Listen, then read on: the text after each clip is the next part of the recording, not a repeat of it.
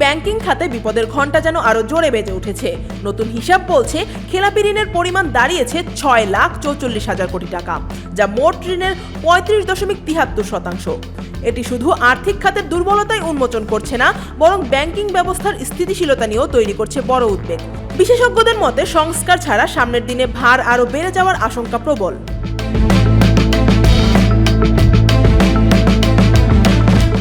বাংলাদেশ ব্যাংকের খেলাপি ঋণের হালনাগাদ বিবরণীতে 26 নভেম্বর এই তথ্য উঠে এসেছে। খাত সংশ্লিষ্টদের মতে সাম্প্রতিক সময়ে বাংলাদেশ ব্যাংক নজরদারি ও নিয়ম কানুন কঠোরভাবে প্রয়োগ করায় ব্যাংক খাতে খেলাপি ঋণের প্রকৃত চিত্র স্পষ্ট হয়ে উঠেছে। আগে যেসব ঋণ পরিশোধ না হওয়া সত্ত্বেও নিয়মিত হিসেবে দেখানো হতো, সেগুলো এখন মন্দ ঋণ হিসেবে চিহ্নিত হচ্ছে। ফলে দীর্ঘদিন ধরে নানা প্রভাব ও সুবিধার মাধ্যমে বিতরণ করা ঝুঁকিপূর্ণ ঋণগুলো প্রকাশ পাচ্ছে, আর মন্দ ঋণের পরিমাণও বাড়ছে।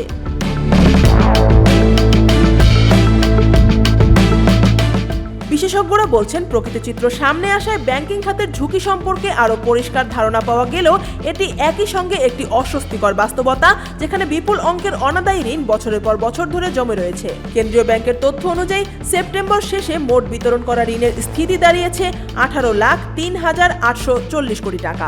এর মধ্যে খেলাপি ঋণের পরিমাণ 6,44,515 কোটি টাকা, যা মোট বিতরণ করা ঋণের 35.73%। গত সেপ্টেম্বর শেষে খেলাপি ঋণ বেড়ে হয়েছে 2,84,977 কোটি টাকা। সে হিসেবে এক বছরে খেলাপি ঋণ বেড়েছে 3,59,718 কোটি টাকা।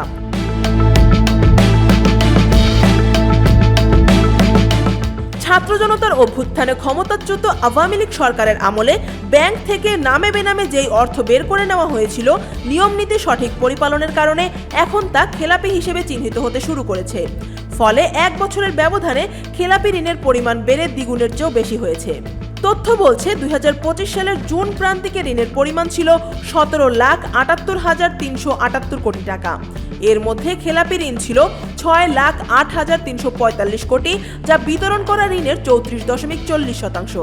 সে হিসেবে 3 মাসের ব্যবধানে খেলাপি ঋণ বেড়েছে 36,170 কোটি টাকা। ডলার সংকটে পড়ে আন্তর্জাতিক মুদ্রা তহবিল IMF এর কাছে ঋণ নেয় বাংলাদেশ। 470 কোটি ডলার ঋণের 3টে কিস্তি পাওয়া গেছে, বাকি 2টি কিস্তি শর্ত পূরণ সাপেক্ষে পাওয়া যাবে। এর মধ্যে অন্যতম শর্ত 2026 সালের মধ্যে বেসরকারি খাতে খেলাপি ঋণ 5% এবং সরকারি ব্যাংকে 10%-এর নিচে নামানো।